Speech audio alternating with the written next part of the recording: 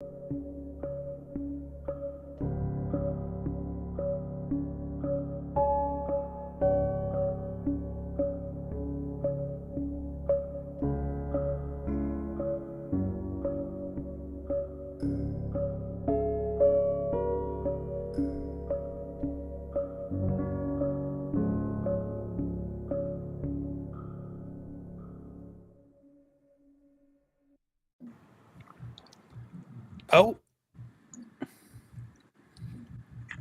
Are we in it?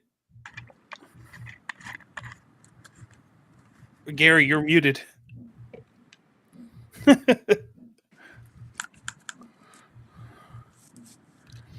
Gary, unmute yourself. How did he lose his audio in just the time that it took to do the countdown? Good question.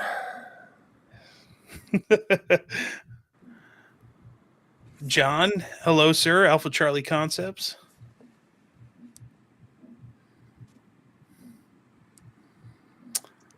Flex and Riffs. TJ. TJ, if you hear in the background, there might be some music that comes through on my microphone because there's a band practicing in my basement.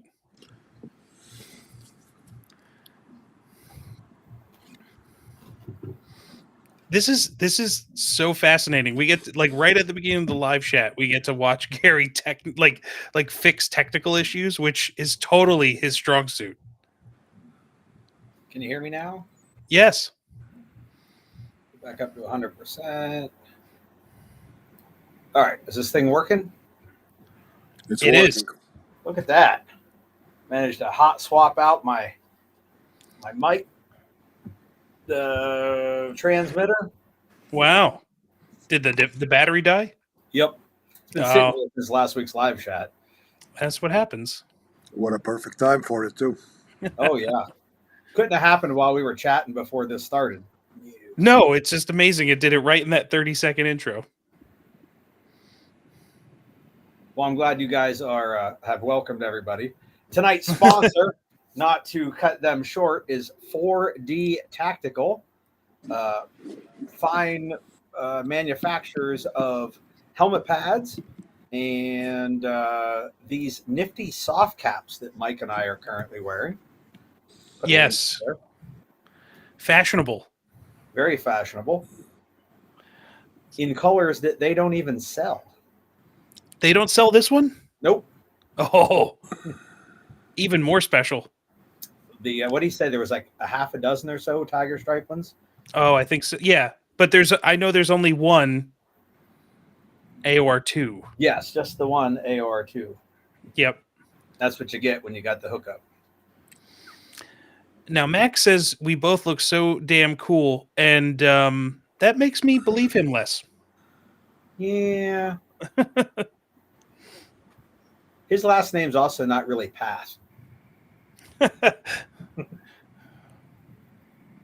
right, so we got the sponsor taken care of.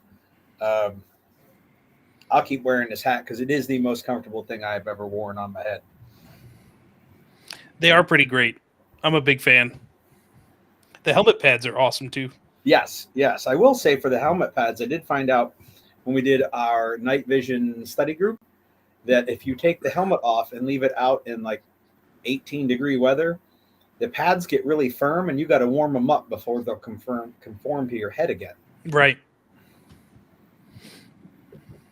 That was something. Full video coming at some point. Did you do a video on yours? On the helmet pads? No, on any 4D anything. I did the helmet pad video. All right, right on. Yeah. Big fan. I as well. All right, so we'll get the other housekeeping shit out of the way. On the Tremis Dynamics front, added a bunch of new Patreon levels that include free training days if you sign up for them. They are live over on Patreon, including I added 2 of the Warrior Lodge memberships where you pay $100 a month and you can come to every class that there is for no tuition, absolutely free. Wow. It took 6 minutes for both of those 2 I added to sell out, so they're gone. So that was the big news there. And we have 2 slots left for this weekend's masterclass down at the Ben Franklin Range. I guess I could throw a link up for that since I have it here in my notes. It's going to be a good time. Got some good people going out there. Some all right ones. All the way out to Templeton, Pennsylvania. Gonna go shoot into the dark. Just blindly, like just wherever there's dark. Cacao. Let's see what else we got. We did the final bug out last week. That went well. Bugged the fuck out number 20. We almost killed Becker, but otherwise it went pretty stellarly. How the hell did you guys do that?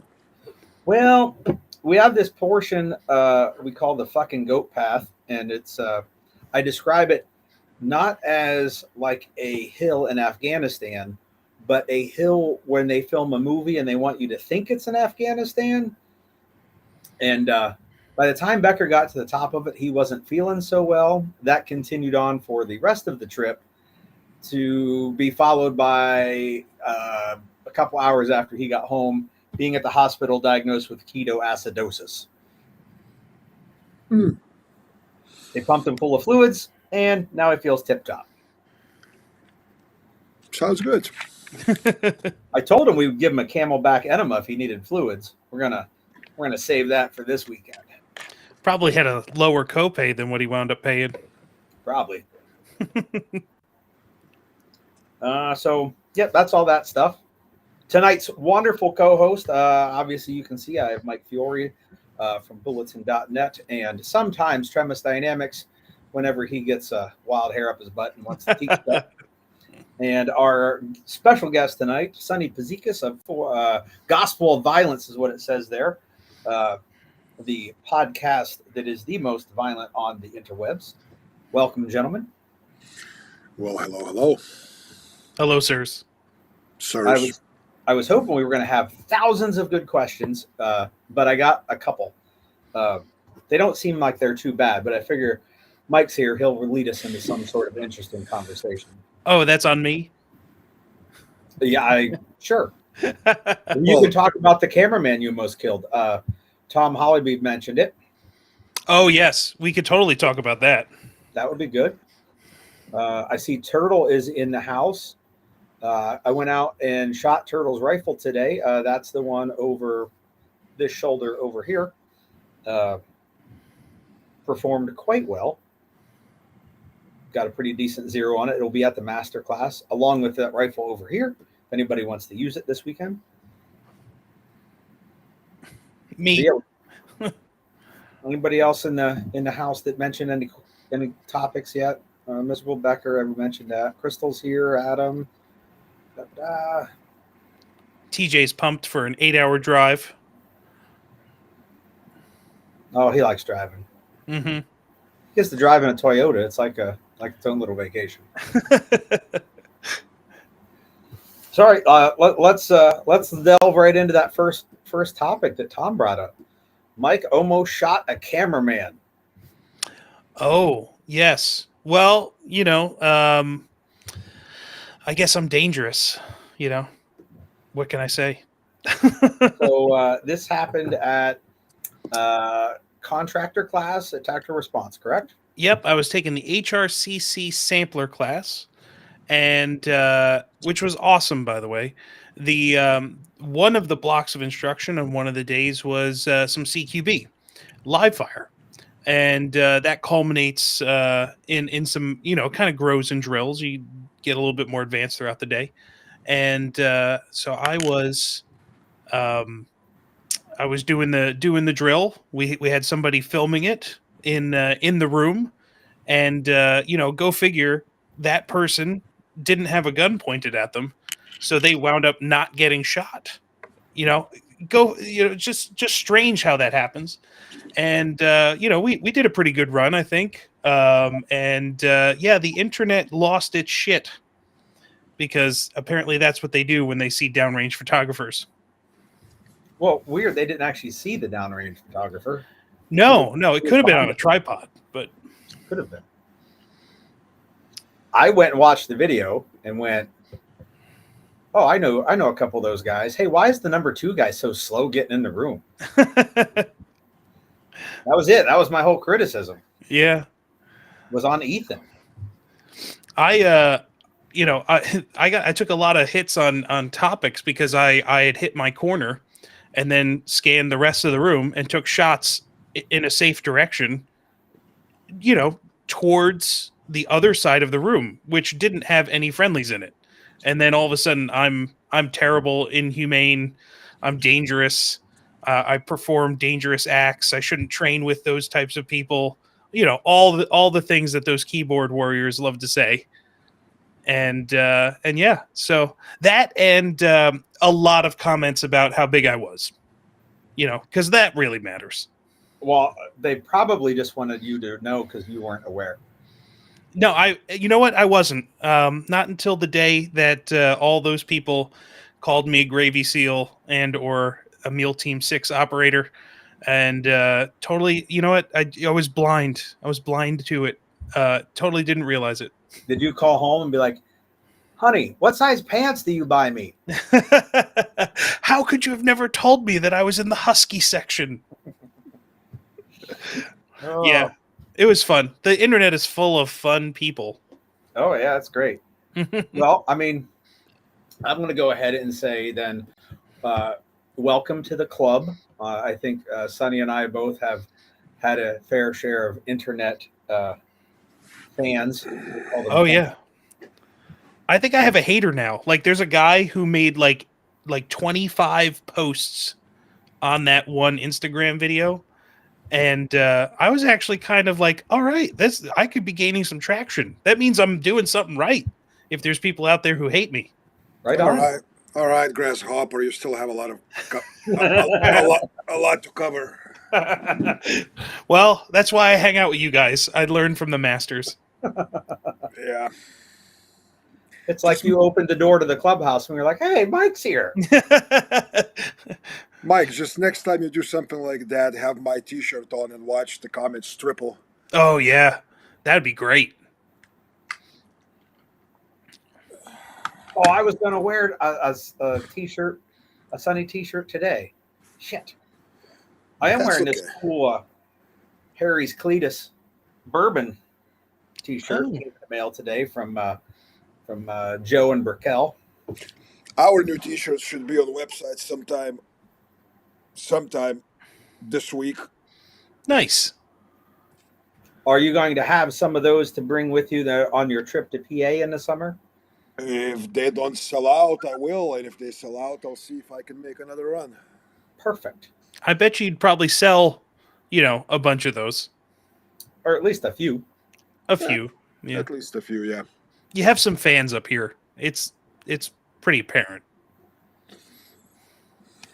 I mean, besides just us two. Yeah, well, I mean, it's good to know because when you have so many haters, I kind of need a little blanket of people that love me and shit, because otherwise I would just have sleepless nights. Yeah, I haven't slept since I got home. Since I saw those. You look that way, Mike. Yeah, you look that way. Since I saw the comments, I've just been wringing my hands. I'm sure. Checking the comments. We got a good number of people here. All my favorites. Yep. 21, huh? Sonny brought him in. We normally have like 6. Yeah. Look, even Crystal came. She can moderate and do links and stuff. Oh yeah. I think Crystal just expects me to say something controversial where everyone will cringe and Well, I mean, I can't say I was banking on it, but I did have a week to prepare some sort of topic to really set the internet on fire, and I didn't. Kind of just let those happen on their own. Oh, there's plenty, man. I posted, the thing about extra magazines and all that stuff, and I got some, very well thought out, very well, how would I say, people put their time into writing the reasons why this is not such a big deal, why, because of statistics and on and on. So I kind of dwelled into reading those comments and trying to be unbiased and everything, and don't call people names, but I think I'm gonna be doing video with names. Oh, nice, nice. Call them out. No, it's not about calling out. It's just the whole thing that statistics of that. Yes, statistically, you're more likely to treat a broken hand during some car accident than you have to, change the magazine in a gunfight. The difference in the severity of the outcome if you don't have extra magazine versus you not being able to splinter someone's broken arm, I submit to you there is different gravitas there, if you Oh will. yeah, for sure. Agreed. Yeah, it's. I mean, if we're going on statistics, we shouldn't bother carrying a gun at all. Like one folding knife to open Amazon packages would cover just about most of my daily needs. It's like, I mean, statistically, if you look at all the people that we have commenting now or commenting on my posts specifically on that topic, if I asked them, when was the last time you were in any fight, not gunfight, any fight, statistical percentages of that would be, fraction of a percent. So I guess our training industry exists for fucking nothing. Yeah, Because we should just statistically, go get different jobs. I think I'm gonna be I don't know. I lost some weight here during this week, not eating anything for the. Once you know, I think I'll just go turn tricks on the corner. I think Your microphone broke up there a bit, Sonny, but it caught the important part at the end of turning that's tricks at the corner. that's the only thing.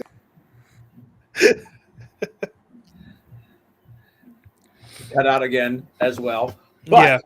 here's the thing: like, while I can picture in my head Sonny out on the corner trying to lure some sailor in, I'm more interested in my own thought exercise of trying to picture the person who's coming over when he waves them in. What's that guy look like? I maybe it's not a guy. Why not both? Why not on the same dude? I hear they do that in Texas now. Like they can operate and give you one and keep the other one. Cool.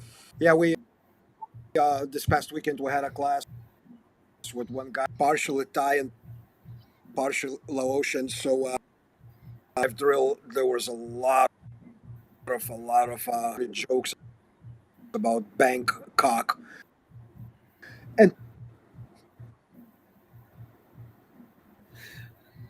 Oh, Sonny, your mic's cutting out something is fierce, that right? and we see you talk, and then the word "cock" shows up. Hold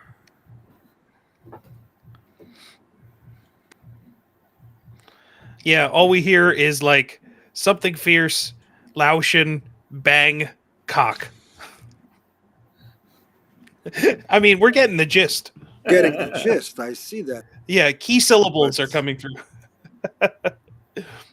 Hold on, I'm trying to stuff here. Mike, it'll be your turn next to have a microphone problem. Probably. This is the first time I'm trying the like my podcast mic while we're on a live thing because it picks up the background noise a lot less than like my computer camera. Yep. I was like, you know what? Maybe not everybody would enjoy the constant drum beat of the song playing downstairs over and over again because they just keep practicing the same song. Well, if they were So doing like a final rehearsal, Yeah. Now, can you guys hear me? Okay.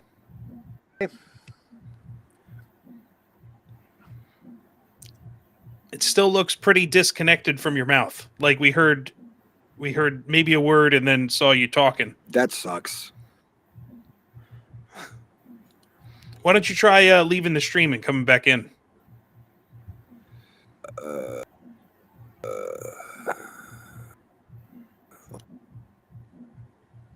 All right. And then come back. We'll see you in a few. We'll hold the fort down. Yeah. I got rear security. Tim Morris just said, meh, meh, meh, meh. TJ, yes, I could use your help in soundproofing my house.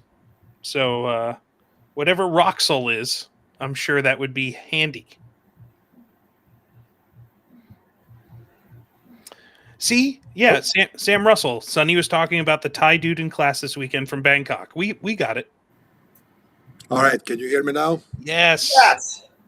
All right. Perfect. Sometimes you just got to turn it off and turn it back on. Russian collusion things, they always get fucking blasted, you know? All right. Got to move the router to the other side of the room.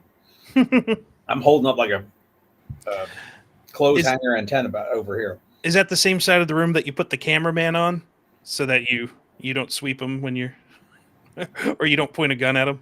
I'm pointing a gun at him. You're shooting towards him. No, he didn't get shot, did he? So interesting. I did have a conversation. This was a couple weeks back about the idea of pointing guns at people, and Rule 4 violation, blah blah blah blah blah. And it should always. I know we're getting into danger words. Always consider all guns as if they're always loaded. Oh, there's so many absolutes in that one phrase. And like something that came up, I said, well, we do these classes with force on force guns, with running UTMs, and we point them at each other on purpose. Like there's no incidental muzzling someone. Like we're on purpose pointing the muzzle at them, and the gears ground to a halt. And that, but I'm like, well, if I got to treat it like it's loaded, I don't want to point that at my friends and my students, but it's force on force, and I need to point it at my friends and my students. There was no good answer from them. It was just a grind to the halt.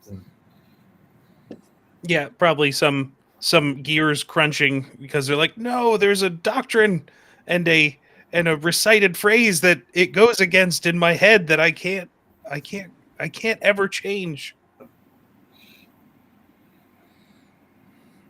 I know we're speaking Sonny's language on this.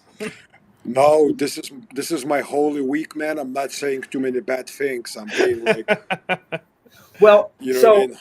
That actually ties into one of the questions. Okay. There was 3 questions. One's a 2-parter, but the standalone question was. Let me scroll down on my notes. This is relevant to last week's live chat and your activities today. What is and I don't know how to pronounce this, liturgy? Liturgy is basically a mass. Okay. Somebody read your comment, and I had said, I don't even know what that is. And then they said, what is it? In Orthodox Mass referred to as the Holy Liturgy. Okay. I like learning new words. And obviously, I don't speak to anyone that uses that word, but I have read the word, so I didn't know how to pronounce it. Somebody told me once that when you talk to someone and they mispronounce words frequently, it usually shows that they're well read because they're reading things that they don't get a chance to speak about. And I was like, or you're Tim Morris. Either way, it's nice. Either way, you're on top, baby. Yep. In one way or the other. I do believe that Tim Morris's nickname for Sonny is Sonny Palooza. Well, he kind of borrowed it from God rest his soul, James. So that's what James used to call me when I would come in there. He goes, "This is my friend, Sonny Palooza." I like it. I think that should be like an event. Sonny Palooza. It's probably going to be after I die. Wow. It'd be a great T-shirt, like a Lollapalooza Sonny themed T-shirt. You could do like tour dates on the back, or like tour cities, like where has Sonny Palooza been in 2024? Just giving you some ideas there. I don't have a Palooza. I'm filing it away. I'm filing it away. Hey, Sonny, I actually have a question for you based Sure. off of the topics we touched on. I know you're both a religious man and a big proponent of kind of expelling dogma. Do you ever find those two things to be at odds with each other? No, not at all. Not at all. I mean, Mike, this is something that I'm guessing. If we are to have this conversation in depth, it's probably going to be in Gary's living room a few months from now, and it's probably going to be going on at 3 a.m. But in short, it's like this. Yes, I'm a religious man. I'm a man of faith, and as far as I'm concerned, what comes from that book, although we may not understand a lot of things, how can three be one be three? How can people die and then be resurrected, and Right. and all that stuff? Uh, to me, I have a very clear distinction between what is in my faith considered the word of God and what some douchebag on internet says as far as dogmatic training that treat every gun as if it's loaded or no one should be with the camera down range, Right. or I don't fucking know. I mean, if I point this here Glock at everybody, at all of you 300 miles away, I endangered you all. Right. So no, I separate those two very, very. It's a big distinction, and even within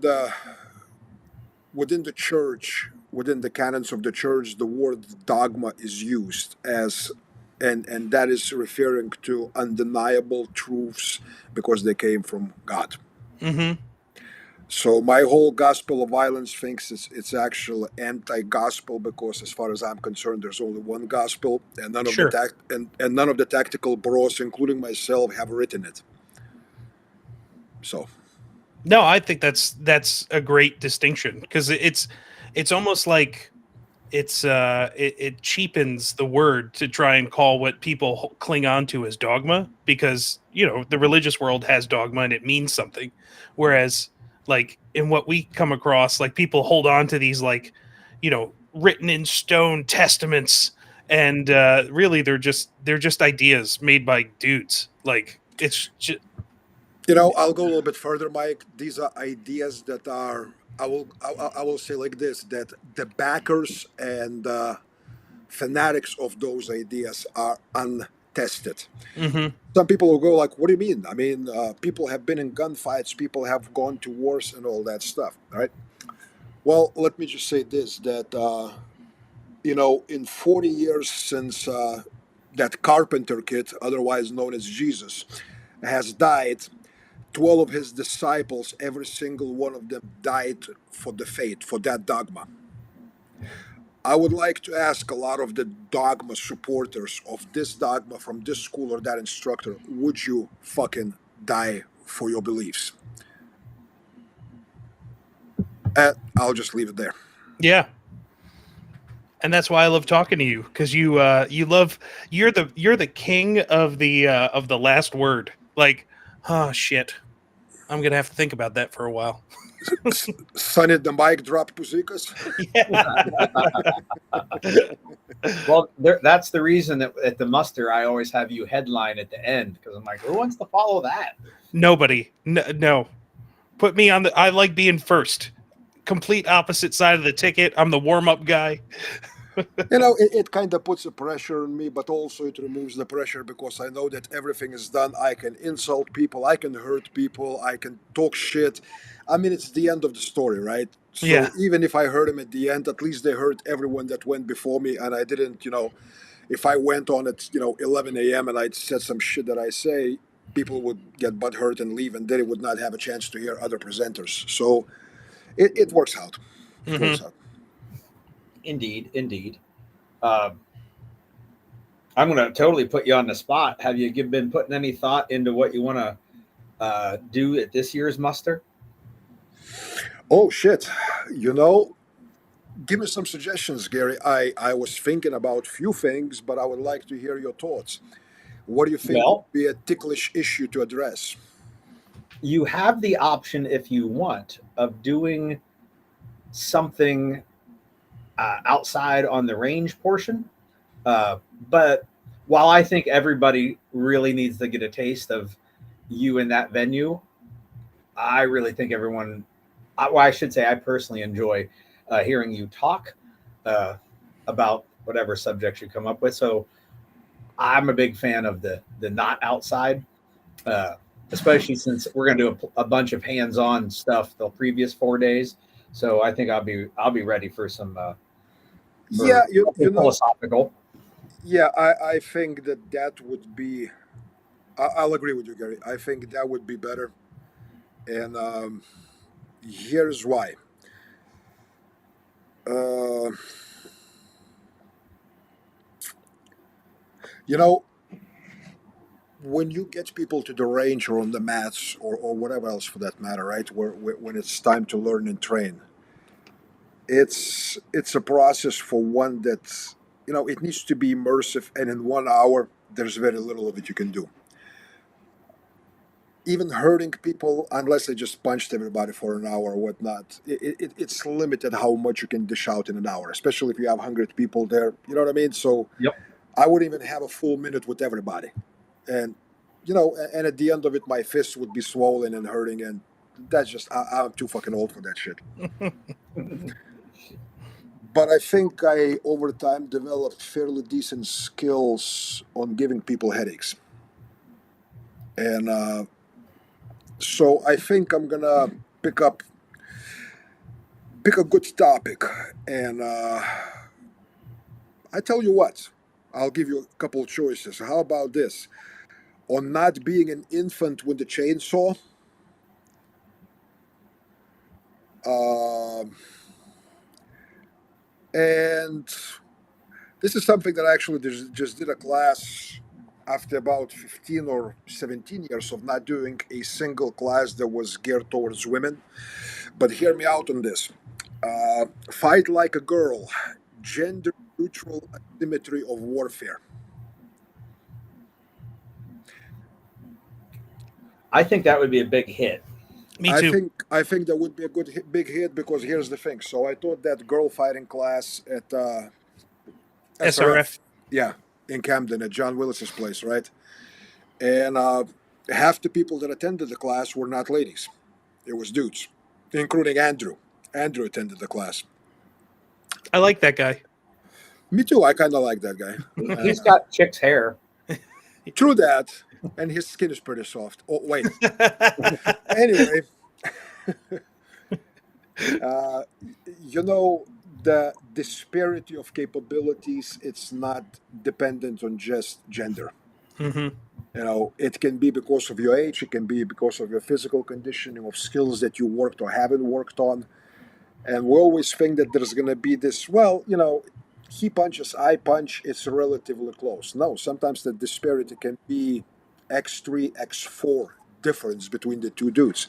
And if you don't have something else to counteract and balance it out, guess what? You're basically like a girl in the fight. You being outmuscled, you being whatever other attributes the other fella possesses, and they're way beyond your level. You have to come up with something to counteract that because you probably at that moment of the fight, you don't have time to bench press and gain enough power to match his striking power. So I'll think about it. We'll talk about it off behind the curtain, so to speak, Gary. But Oh yeah, yeah, absolutely. Yeah, I totally I'll, just threw you on the spot because, well, that's what I do. No prep, just questions. First video I did with Aaron Little, he was like, "What are we going to talk about?" I said, "Once the camera's rolling, I'll let you know." And he just nodded his head like, "Okay, thanks, man." yeah, We need to get sounds him. reasonable. Uh, Speaking of the mustard, one of Sonny's students back here. I'm looking back up to see who it was. Bart, is that Bart? Yeah, yeah, Bart Stewart. I don't think I know Bart. No, you haven't met Bart. He said a once a year event, several instructors, different disciplines. Like that part sounded like he was talking about the muster. And then he said at Fort Honey Badger in 3 days long.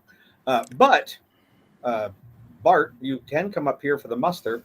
Just saying, Sonny will be the headliner. Yeah, the thing with Fort Honey Badger, I wouldn't mind having something like that. I don't have all the facilities necessary. I need to have indoor facilities. I need to have force on force place. I need to have all that arranged and ability to seat 100 or 200 people or whatnot. I really don't have it now, and if and when I'm going to have it, then maybe it's an option. At this point, again, I simply cannot facilitate such thing happening here. So, Yeah. It's tough. I mean, and man, the amount of logistical work that I know Gary goes throughout the year is significant to like put events like that together. it is. It is. Yeah. I used to organize big seminars with my teachers, and some of them, were attended by 120, 130 people, man. And it's, prior to that, it's like you prepare for 6 months, you start putting things together, but last 3 weeks prior is pretty much Dedicated. Yeah. nonstop. Yep. Yep. And then, like all the moving parts we got going on this year, with the weekend before, Jay and Andrew are doing a joint patrolling the homestead Mhm. Yeah. class on Saturday, Sunday. And then Monday is an off day for some of us. I know Sonny has a private thing on that Monday. And then Tuesday, Wednesday, Thursday, Sonny and I are doing the science of dynamic violence. Then Friday, Sonny and I are doing the crucible. Saturday is the muster.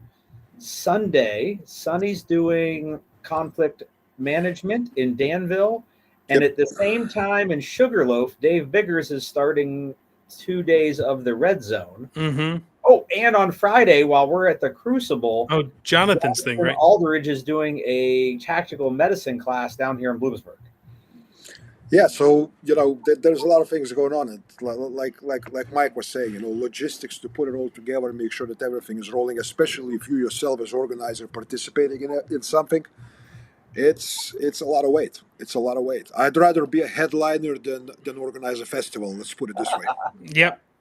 Yeah, you and me both.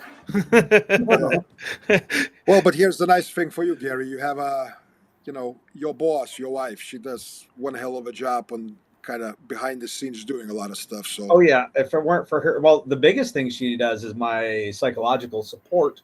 Yeah. When I am about to lose my shit, and then she's like, "No, I'll just take care of that," and Yeah. she calms me right back down. yeah, and you have a decent support crew there as well, including Mike and including many other dudes that train with you there, and girls like Crystal. So it's cool. I mean, you can pull it off, and you've shown it now for a couple of years that you can pull it off, and it's I really want to try to cut down my travels as much as possible, but like the muster is one of the events now that during the year I'm kind of going like, you know what, I'm not gonna plan anything for that time frame because I enjoy it. It's cool when new people coming in. And it's cool for people to get a lot of different perspectives from dudes that basically step up. They say their piece and that's it, and you take it as it is. Mm. Yep. Yeah, I enjoy it every year. I mean, I have like notebooks full of notes for the last 2 years of people who like things that I've learned, like medical stuff, all types of practical knowledge. Sonny's like sections in each book is practically like 8 pages each. Like it's a great time. Like just hearing all those minds together is there's very few opportunities like that. Adam Hall says the mystery of the crucible has him hooked. Mm. I don't remember in my looking at the roster, which I looked at this morning. I don't remember seeing Adam's name on it. Adam, did you get an invite? I know there's a delay. You can type it whenever you want. If you did not, which I can't believe that I didn't send one, but it's possible. I will send you one when this live chat is over. Oh, that's right. The Crucible is invite only, right? Yes. Or if people taking all 3 days, then they can sign up for Crucible. Sure. Then they kind of get an auto invite. Mm-hmm. Okay, he says he got the invite. Just saying, I'm just waiting on you, brother. I'm thinking, you all tell me what you think, that possibly the 2025 muster might be a 2-day affair. I think that it has grown enough, Gary, that I think you should do it. And I think it's not just so much probably for inviting, double the amount of instructors presenting, but give a chance to have almost even like simultaneous weekend workshops happening. You know what I mean? Like 2 hours in that room, 3 hours in that room. This guy's talking about that. That way, people can have a choice and kind of like. Yep, they can a la carte what works for them. Yeah, it's kind of similar approach what they did in Self Reliance Festival, where you have a big tent where the big headliners present their shit and all that stuff, but you also have during the day couple smaller tents around the SOE compound where you have the guy talking about plants, where you have guy talking about medicine, where you guy talking about whatever. And you may have, 15, 20 people in that one while the headliner attracts 150. The point is that, it gives people a choice, and maybe not everybody wants to see this tool right here. You know what I mean? And they would rather talk about to the guys that talk about, I don't know, is Glock or XD better? Did I just say that? Yeah, I think so. Does this flat dark earth match my Molly? Yeah. Where can I get that Cry shirt? Yeah, something along those lines. Yeah. To me, it's like, if you had stuff like that and where people talking about equipment and gear, and I'm not saying it's not important. And if it is specifically something that I may start getting interested in to explore and whatnot, I'll go and I'll listen to, let's say, Don talking about night vision, because my night vision knowledge is, 30 years old. You know what I'm saying? Yep. But if I'm not into that whole masturbation about this versus that, I have a choices to go to talk to somebody else. But there may be people who are really into it because they are looking for some gear questions. So whatever. Agreed. So yeah, that's my agenda next year is the bumper up to 2 days, and maybe even invite people from I don't know, people that make your signature rifles. Maybe invite them to talk about how they do shit and why their shit is good. Because a lot of people, they go like, well, okay, Gary says to buy it because it's his design and all that stuff, but let them substantiate why their shit is good and why they do what they do. Then have Iron Pick armor it, like Turtle talk about his stuff, or whatever the case might be, where people can go like, well, here's how our shit is different. Here's the amount of attention and labor and innovation we put into this. This is how it's different. A lot of dudes don't know that. I like it. And Turtle will be there this year as an attendee. So, and he's got 4 days of you and me prior to that. Mm. Cool. Well, he just did 5 days here with me for fear inoculum, and after doing 2 days in Florida. So this would be like the home stretch, or like the hard part's over. Well, I don't know. I don't know if the hard part is over. Well, we're gonna let him think the hard part's over. See, here's the thing, because I teach so few Force on Force classes, most people don't know what I do in Force on Force classes, so I'm kind of a little excited about things that I'm going to do, if you know what I'm saying. I'm excited too. Me 3. I think Mike volunteered to be the test example for every single block of instruction. No problem, Mikey. No problem. Yes. You may not talk to me for 2 weeks after that, but that's okay. I can handle that. Mike's thinking, I don't remember saying those words, but what he did say was, hey, I'll help you any way you need for that thing. Just tell me what to do. Yep. It's the same thing. Yep. I mean, a part of what we do is just learning to embrace. Let me see if I can remember what last year's theme was for Sonny. Embrace the brutalization, right? Brutalize yourself. Something Like along those lines. Yeah. if that's what I'm doing by jumping in and taking all the hits, okay. Just accept to yourself and tell others that it's okay to be masochist. It's Yeah. okay Yeah. Sure is. as as long as it's consensual. Yeah, I'll be a masochist all day for my friends. It's when I don't like somebody that's when it hurts. True that. It's almost a good pain when you can say, "Oh yeah, my friend beat me up." Well, Mike broke my nose once, so I did. Nice. Actually, technically Gary broke his nose on me. I That's like that. that's how I mean, I didn't move and he arm dragged himself into my shoulder. Gary, So, why would you do that? Or well, that's just a cool story that Mike tells. you know that whole thing about the unstoppable force and the immovable object. Yeah. They totally overestimated the unstoppable force portion, and underestimated the Underestimate immovable the object. immovable. Yeah. Yeah, It happens. It yeah, happens. that was before we were real tight. Like we Yep. were just starting to be friends back then with a few of the dudes that we're close with now. And yeah, it was Aaron's fight to live / full contact gunfighting class. yep. Cool. Yeah. That was a good time. It was Learned a a good ton. time. Yeah, Mike, didn't you get like a broken rib out of that? Yep, I sure did. I didn't cause that though, so No, I did.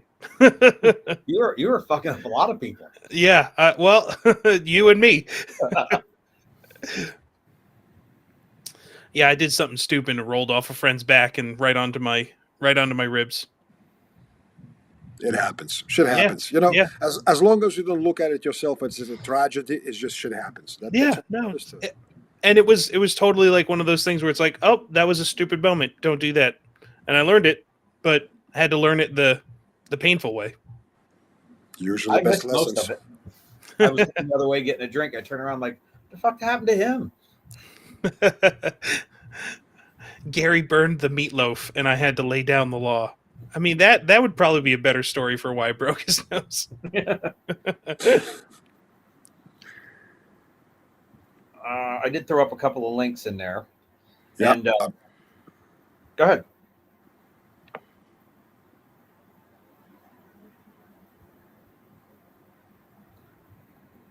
Physics is a bitch.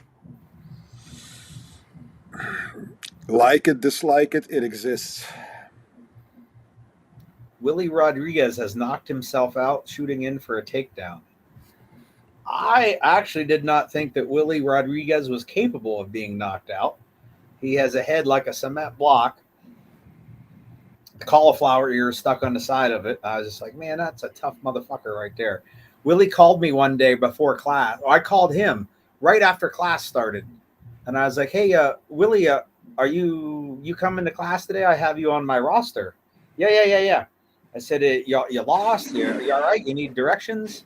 He goes, no. The police are just leaving. That's a Police good are sign. leaving from what? He's like, I wrecked the car, but as soon as they leave, I'm on my way. Willie, are you okay? Oh, yeah, not a problem. It's a rental. It'll be fine. I'm just going to be a few minutes late. I like that guy. Cool. Yeah, he's all right. Willie's good people, and we don't see him nearly enough. Nope.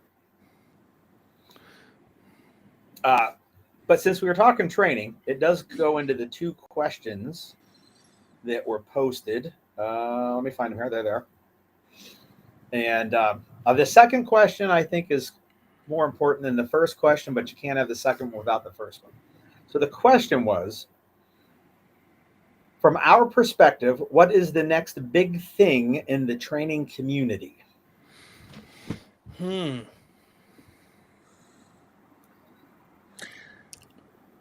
I have an answer.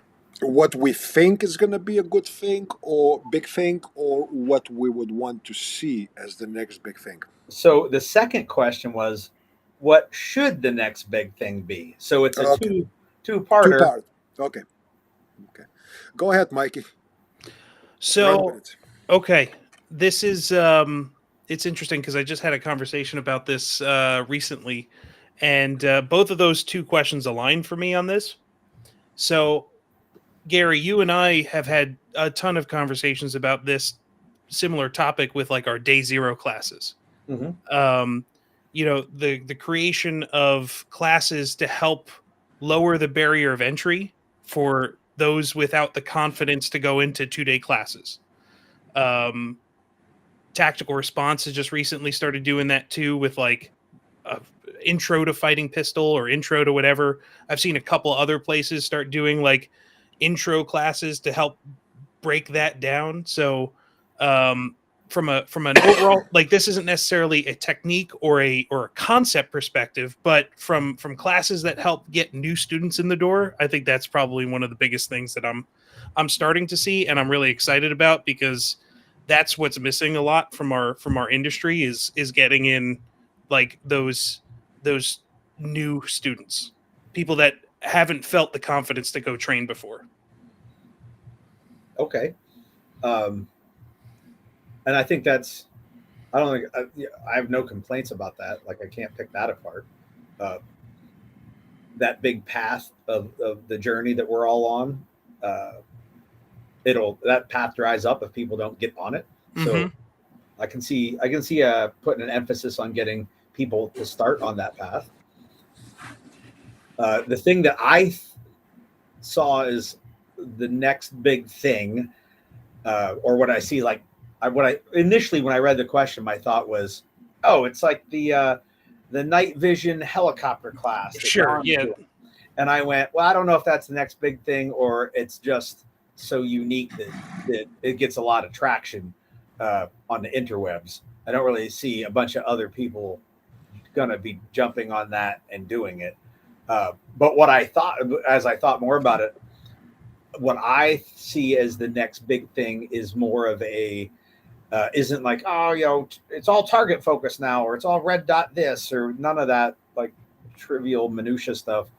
I'm noticing more people putting together training events with multiple instructors, like the Muster Alumni Weekend, Willis's Self Reliance Festival.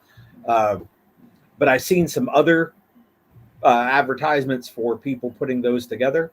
I have a whole litany of reasons why I think that might be happening, but I see it happening more. So that's like a wave that I think is not reached its crescendo yet.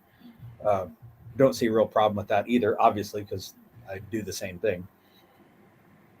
So that's what I see as something that's blossoming. What about you, Sonny? You know, I'm in kind of different place, Gary. And once we get to second part of the question, I'll address that issue. But as far as what I see, next big thing, I don't think it's going to be any specific big thing.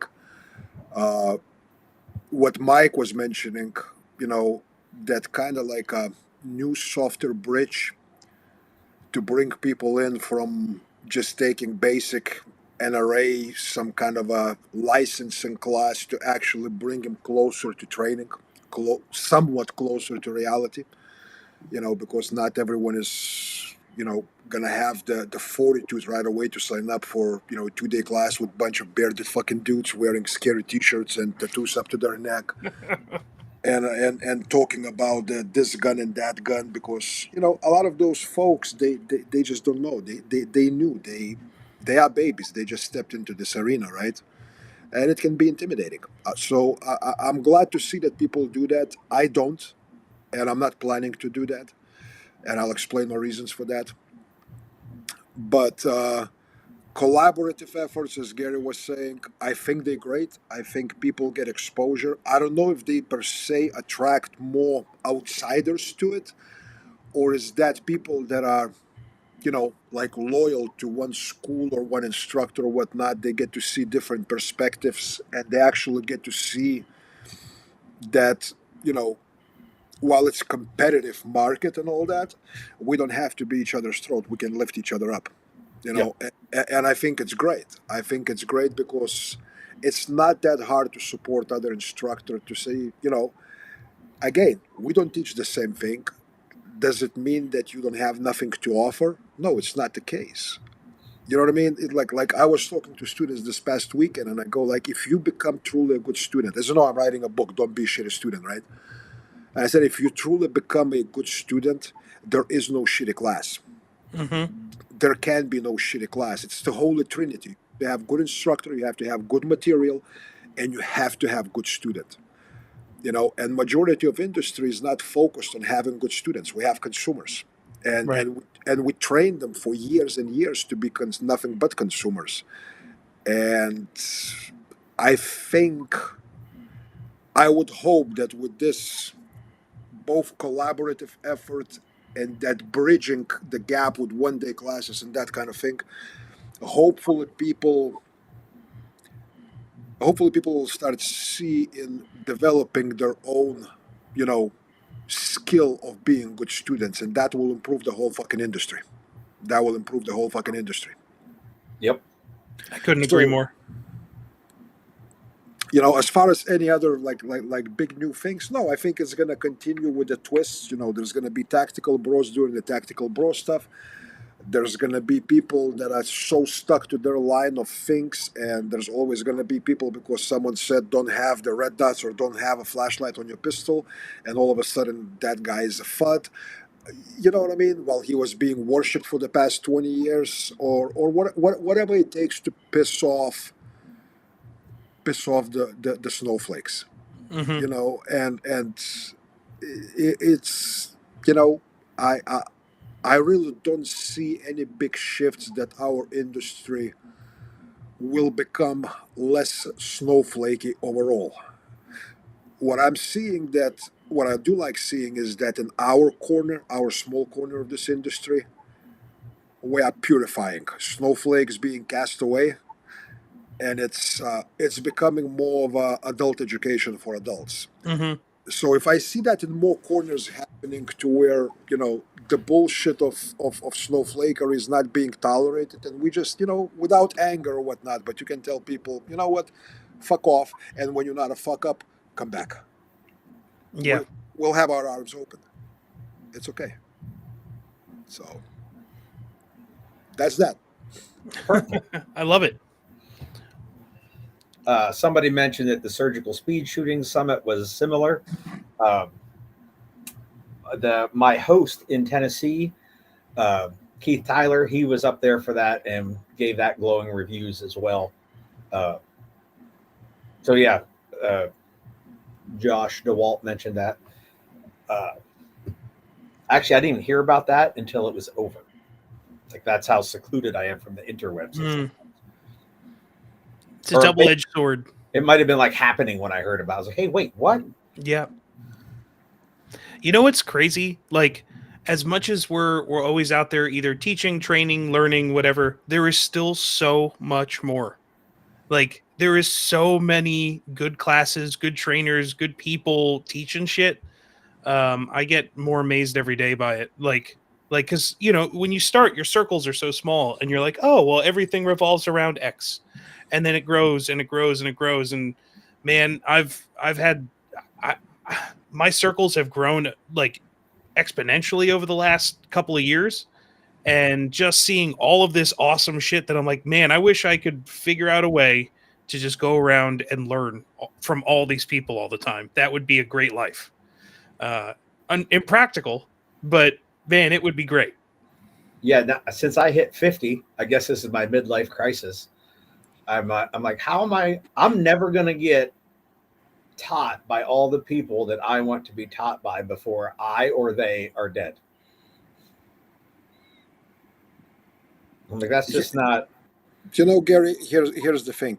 I over the past year I spent significant amount of time not in person training with some people that I wanted to, maybe shoot some shit back and forth, but simply getting on the phone and spending 2-3 hours talking to folks. Mm-hmm. And this is not to separate levels or whatnot, but let's just say, as instructors, right? Uh, a lot of stuff that can be said in words and the way we present our ideas. We don't necessarily need to be there and do things 50 times to get what the other person is laying down. We can pick it up. Hmm. You know what I mean? So if dudes kind of got over a little bit their own vanity and kind of go like, well, I'm Sonny Puzikas. I'm not gonna call this guy to ask his opinion about that. Chillax, it's okay. Yes, I'm Sonny Puzikas. I know certain things about certain things. There are things that I don't know shit about. Like if I have certain questions about AR, if I have certain questions about night vision training, if I have certain questions about long range shooting or whatnot, I shotgun. You know, I will go and I will ask people questions, and even from talking to them, I can get an idea because I've been around this rodeo for a long time. Yep. And there's a lot of things that they kind of correspond and they kind of overlay each other. So that's that. And yeah, I realized I'm never going to be able to get with everybody that I would like to get with. But at the same time, I'm like, I also have a job to do. I have Yeah. to dig a hole where I'm digging my hole. And, my focus should be there instead of, oh, what else can I learn? I'm never going to be teaching, helicopter stuff. I'm never going to be teaching long range sniping stuff. I'm never going to be teaching shotgun class. For myself, if I have time and if I'm somewhere where someone is teaching it, yes. But just to add to my resume or whatnot, I'm not going to do it for resume. So, Right. Yeah. All right. So I guess we'll roll over to that second part of the question, Mike. What do you think the next big thing should be? I mean, for me, it's getting more people in. Like, I think that's a really worthwhile and great endeavor for trainers to work on. And not every trainer wants to do it, which is totally fine. It's one of those things where, like, the elementary school teacher is just as important within the process of humanity as the graduate school teacher. Like, they have two different missions, but they're as important to the individual as both, like, throughout their journey. So, like, I think people emphasizing that and growing the community and welcoming people across different schools, exposing them to different ideas, I think the better we are as not only just a training community, but as a global community, or a country. Because the more people that are exposed to the stuff that we do, the more, like, everybody I've seen that come around, they usually wind up being like really awesome people, and they get it, and they understand that there's this universal bond between, like, people who train, and it's not political, it's not ethical, it's not anything that you can really put your hand on, but they could see that there is a huge amount of generosity between the people that do this type of stuff. And man, once you get a taste of that, it's game on. Like, you can't get enough of it usually. Well, so what you saw as something that's taking off is actually leading towards what you're looking Yes, to happen.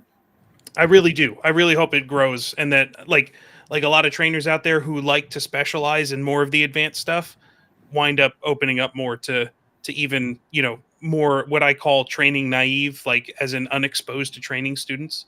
I think they need it, or schools coming in and people coming in to help teach and be the bridge, where it's purposeful in terms of, like, oh, I don't want to build a business where, like, I just control a student's progression from day 0 through day 999.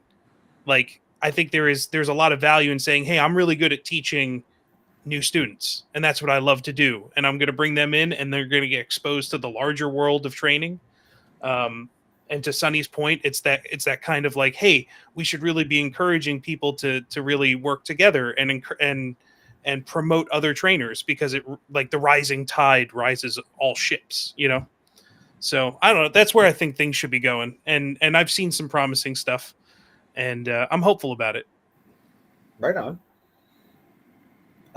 My take on what I would like to see be the next big thing is a shift in uh, how students organize their training, in so much that, like, the traditionally what we see is an instructor, either where they're at, they pull a bunch of different people in to do some training, or they go somewhere and some guy is pulling a bunch of people in to have this visiting instructor, you know, get some training for this, you know, group.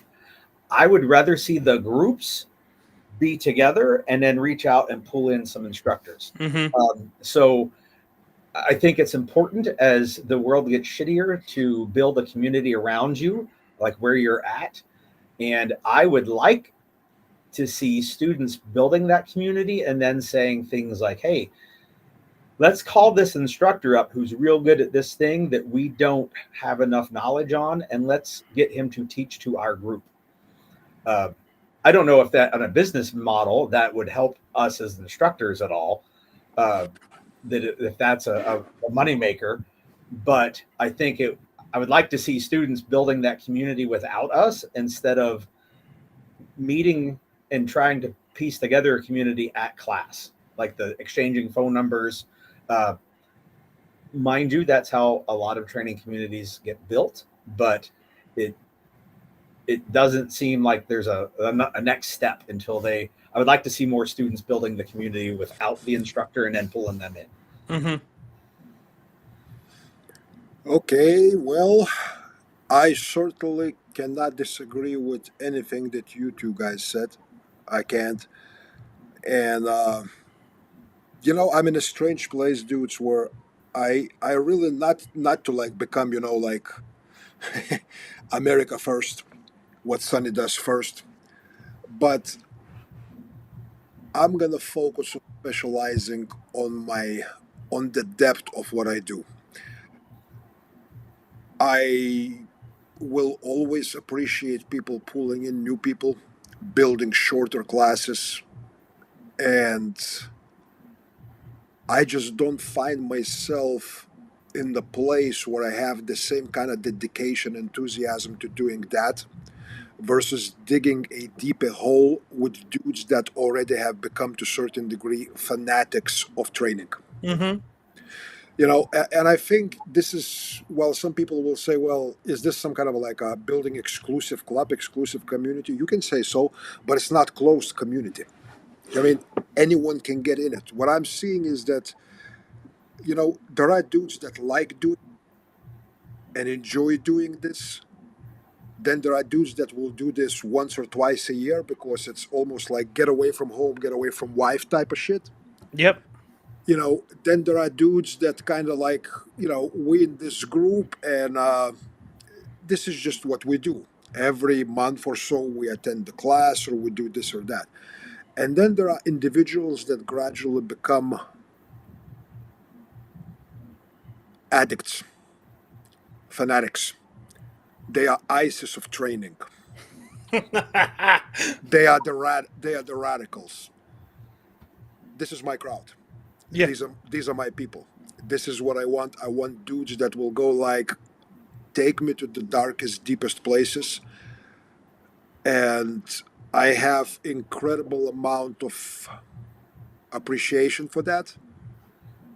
And it's very selfish in that from that standpoint because that's the kind of student I was. To me, there was nothing more important than this. I was radical. You know what I mean? I Mm-hmm. was I was Yep. I was fucking fundamentalist, and I think this is my place to do that.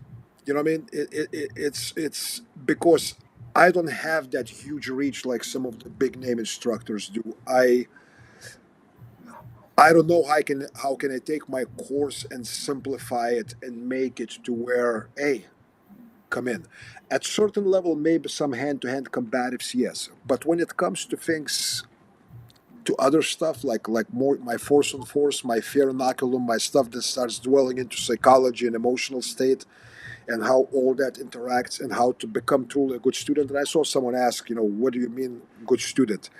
Uh, that's another 6 hour conversation. Yeah. I wish I could answer it for you, sir, but it's a very long conversation.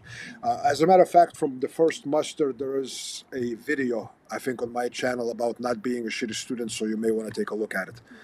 But yeah, I think, I think it's okay if not all of us do it all. We Right. have our own special, like specialized fields, right? Some people will enjoy very much because they're so good at teaching newer people stepping into it, where they, they have welcoming personality. They have that charisma about them that doesn't push away some people where they go like, man, these people are crazy. Mm-hmm. You know what I mean? Yep. We all have our own fucking role to play, and it's okay. None of them are more important than the others. They all make this what this is or what this should be. Right. We all have a place to play, just like wife has a place to play, husband has a place to play. You know what I mean? It's that's what makes thing whole. So Yeah. Yep. I we probably represent somewhere in there like a, a scale. A spectrum. Yep. I'm somewhere in between you and Mike. There's a reason that the Tremis Dynamics Day Zero class, I've looked at the curriculum. Mike wrote it. Mike teaches it. Other than that one time he went on a cruise and left me to teach it, where I also then did not look at the curriculum. But it was based around like, hey, like Mike loves this. Mike thinks that we need more of this. And I was like, hey, man, run with it. We'll throw it up on the website. And I'll even show up if you want. no, But it's to your point, Sonny. We need all of it. Like if you're not there teaching like the advanced thinking concepts that you can only truly achieve once you have a basic level of not worrying about like the grip and the trigger press. Like once you get past that, you need somewhere to go. You need someone that's digging that hole deeper so you can get in there with them. Um, and just to that point, you need somebody who's like, well, without students coming in, without people embracing and bringing that community together as a whole, there's no students to fill that pipeline. So it all has to work together. And it does, and I think that all three stages, if we're gonna break it down in three stages, and I hate to say it, like basic, intermediate, advanced. No, it's not that. It's for people that are interested and want to get in. It's for people that are searching for their place, and then it's for people that found that this is where I want to fucking die. right. You know what I mean? And if the guy, let's say like me, who teaches people that are fucking, they commit for a lifetime of training. Like I have students that paid shit ton of money and they're lifetime students. Every class I ever teach, they in. Yep. You know, and well, guess what? A lot of those dudes came into training. Eventually, at some point they taken a basic course. Then they got this rifle class from there and from there and from there, and then they heard about this crazy shit, and they hear, you know what I mean? So for me, this is not breaking down into basic. These are three wheels of the fucking three-wheel cart. Yep. None of them can roll separately, because if we only do the basic stuff, you know, it's like music. You know what I mean? Music does not stop at the level of Britney Spears or Taylor Swift. You know what I mean? It doesn't even stop at the level of going into intricate heavy metal. It doesn't Right. even stop at the level of Tool, although that's a separate conversation again to have, right?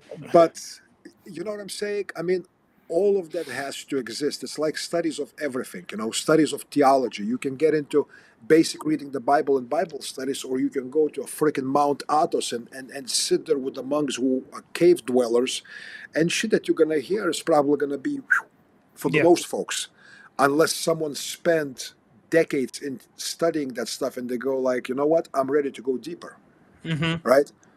But someone had to bring that person into a faith to show them a cross for the first time and go like, hey, there's this pretty cool book called Bible, check Yeah. this out. And There's those guys, yeah, and those guys that are the ones showing the crosses are the ones that are also the true believers too, going around and that have said, "Hey, this is where I want to die. This is the life I want to live." So the evangelists, if you will, going out and telling the story of training, like it's like this, man. It's even again going back to faith, right? It's every person of faith is a priest. Every person of faith is a priest because he says something and someone listens. And we are just important as the freaking pope or whatever else, patriarch or whatnot, because Hmm. without our word, none of that, none of it progresses, none of it gets closer to the source, right? Right. It's not to say that advanced training is the source of it all. No, advanced training is actually that it materialized as a result of me at some point getting into a freaking judo class because I wanted to do something that I saw on fucking TV. I came into this through basic steps. So did Gary. So did you, Mike. You know what I mean? So Yep. for us to disrespect and go like, oh, I'm not going to teach basic classes because it's bullshit. No, it's not bullshit. But I'm just going to freely admit that this is no longer my cup of tea, Right. and that's it. Yeah. Because we need both. We need all of it. We need all three wheels of the cart, as you will. Our three-wheeled cart. Our three-wheeled cart. I mean, Sonny used it. Like that was his example. So otherwise, it just becomes a two-wheeled game cart. Nick Engeland, the question about the online opportunities for distance learning. I was a big, big opponent of anything online, but I am slowly changing my mind because I think if material is presented proper, I think if material is explained well, and given one very important part, if the person who's receiving that material is in fact a good student, it can bear some fruit. Now, am I saying that without any hands on training, you're going to be just as good as the dude that comes here and trains twice a month? Probably not. You're going to have to do some hands on shit. Not probably not, guaranteed not. Guaranteed not. But I no longer bash online training as useless because, for one, for most people, that's the only resource that they may have for a long time. Mm-hmm. Two, you know, it's the amount of work that we as instructors put into our presentation of stuff that I think can have pretty significant value. I think it can have pretty damn significant value. Agreed. Some subjects lend themselves better to distance learning, uh, but I've had this conversation with a number of instructor pals about how to put it together and make the product something that you know want to put your name on, that you want the student to go, I am glad I got this. Yeah. And my limited technical knowledge has left me in that quandary for some time now of everything that I picture in my head isn't good enough for what I want to deliver. No, and it's not just technical. It's you got to have people around that's able to work even that same. If we're doing something online and shit like that, you got to have a cameraman that knows what the fuck he's doing in the context of what you're trying to put down. Right. If he doesn't know when to move that camera here and there, certain things will be lost, and it's no longer the same depth, the same quality, the same substance. So, assembling the teams like that of having maybe students who also know a little bit how to work camera, and you go like, hey, come have a class with me, but after the class we're doing 4 hours of some video work, right? Yep.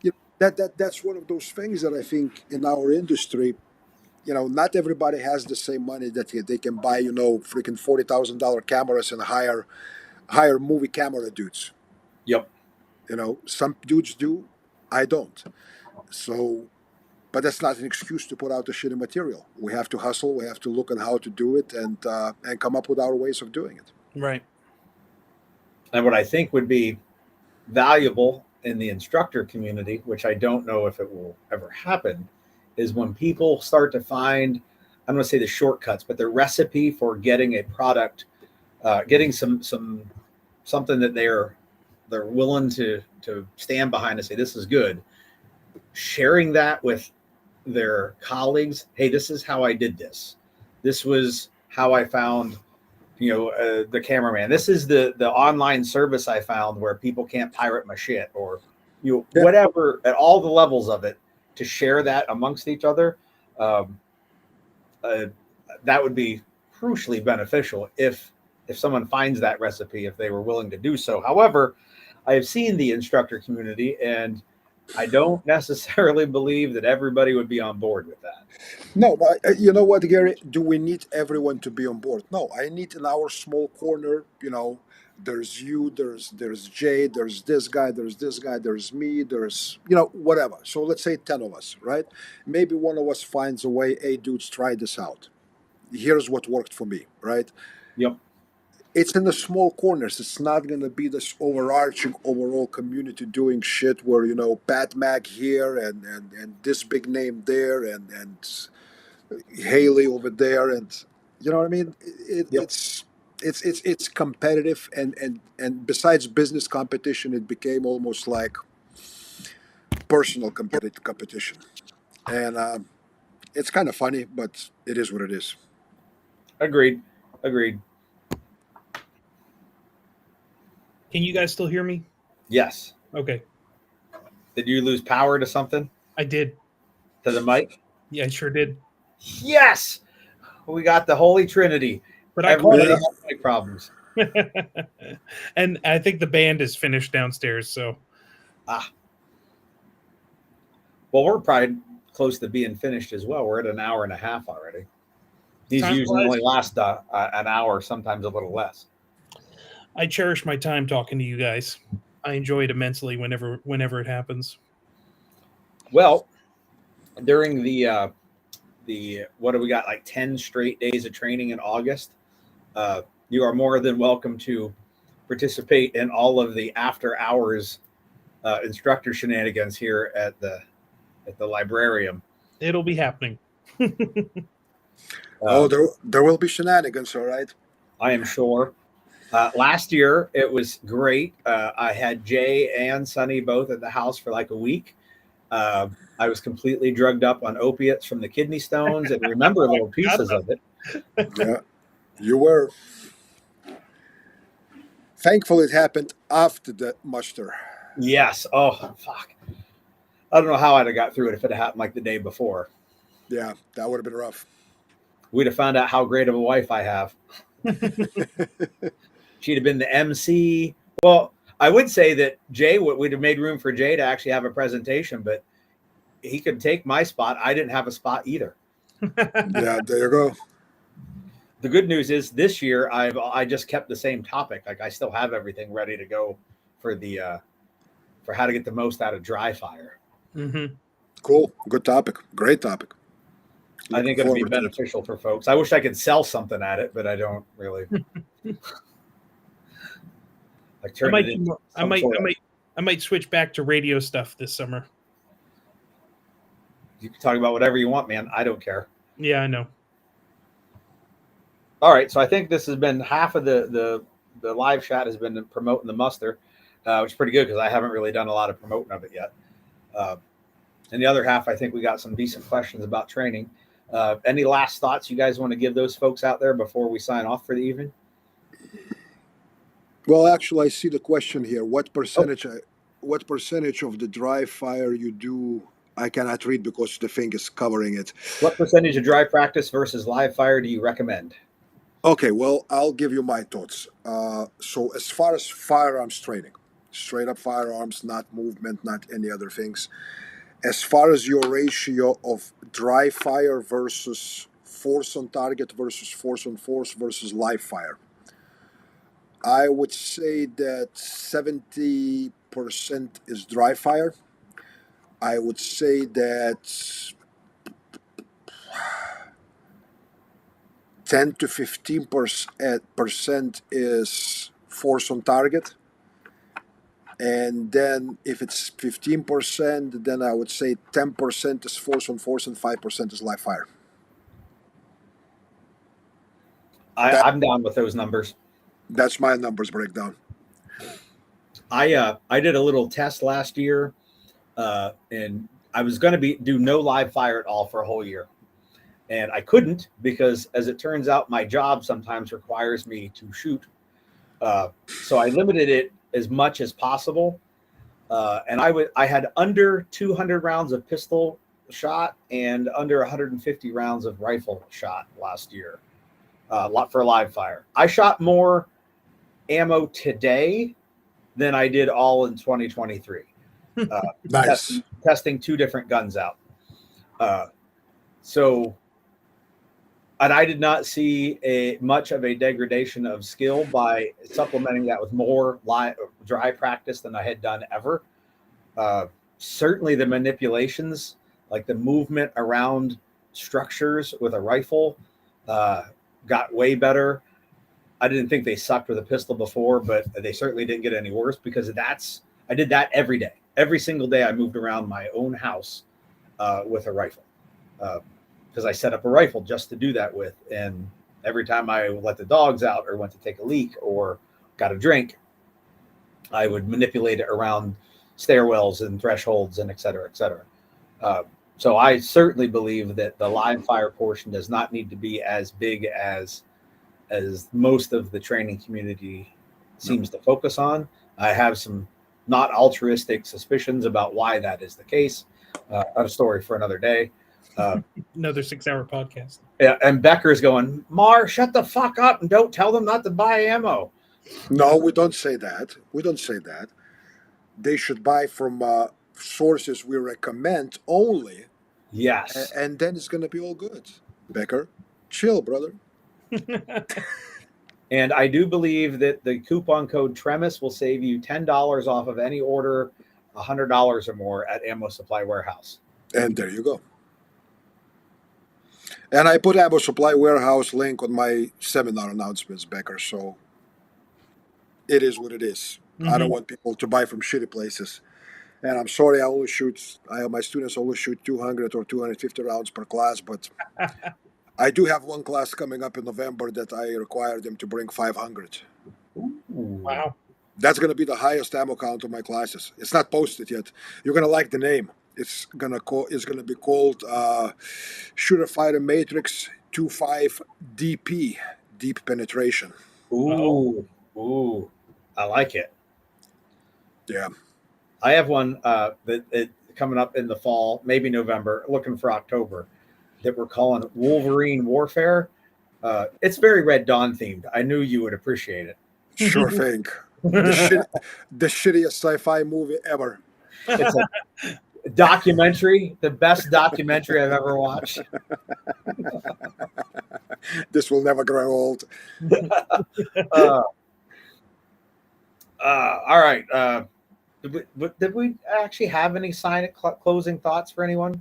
Oh, no. Sonny had a question. We hit that. Any other closing thoughts before we punch out of here for the night?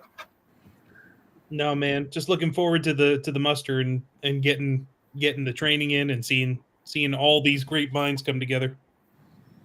Same here. Looking forward to the muster. Unfortunately, before muster, I have to go. Not unfortunately. I mean, I'm kind of busting balls here, but I got to go to California and teach a class in California, just about hour and a half north of San Francisco. But it's on private property in the wine country with great folks. Nice. So that's that. But final thoughts are just, folks, those of you who want to train, if you become a good student, trust me when I tell you, you're going to make us better instructors at delivering what we do. Mm-hmm. You will. Agreed.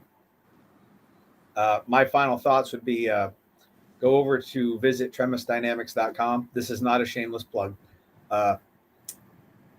There's a spot that says resources. Click that, and there's or mouse over it, I guess, and the spot says known associates. And there's 2 sections to it. The middle section of known associates says instructors we recommend. And if you're listening to this podcast, go over to that section, find those instructors, and go listen to what they have to say wherever they have to say it. Preferably in a class, because I like to see that they can pay their rent and stuff. But you can probably find them all over the interwebs in things like this with podcasts or written articles, and listen to what they have to say, because I've gone through the trouble of vetting them all for you. Speaking of Jay Gibson. Yes, he is there. So in that, something I did for the instructors we recommend, all but one, because I forgot to grab the picture last time I saw him. It's a photo of me and that instructor at a class, because it was my way of saying, look, not only do I recommend them, not only am I the president, I'm a client too, or whatever the hair loss thing is. Yeah. like I'm a student of these instructors as well. So if I'm putting my money there like that, I paid retail for some of those classes. And that's the highest compliment I give is I don't pay retail for anything. And hello, sirs, Jay Gibson, who just popped into the comments there. He is prominently listed. It's an old picture. He and I were both thinner in that photo. You actually both of you look almost attractive in that picture. If I was half gay, I would go like, huh, can I get a number? If we were half gay, we'd have made out in that photo. I know, no shit, right? And then you would have bought Subaru together. Lived in New Hampshire. Yeah, that's right. All right. Well, that's all I got. I don't have any close. Oh, that was my closing thought. So with that, hopefully I'll see everybody here next Wednesday for some. We'll do a wrap up of the master class and figure out something else to talk about. And if you can think of some sort of new special guest that you would like, shoot us a message on any one of the social medias. And if I know the person, I'll try to see if they're interested in coming on here and playing Sonny for the evening. Cool. All right. All right. Thanks for having me, Gary. Appreciate that. Good to Anytime see you want to come on.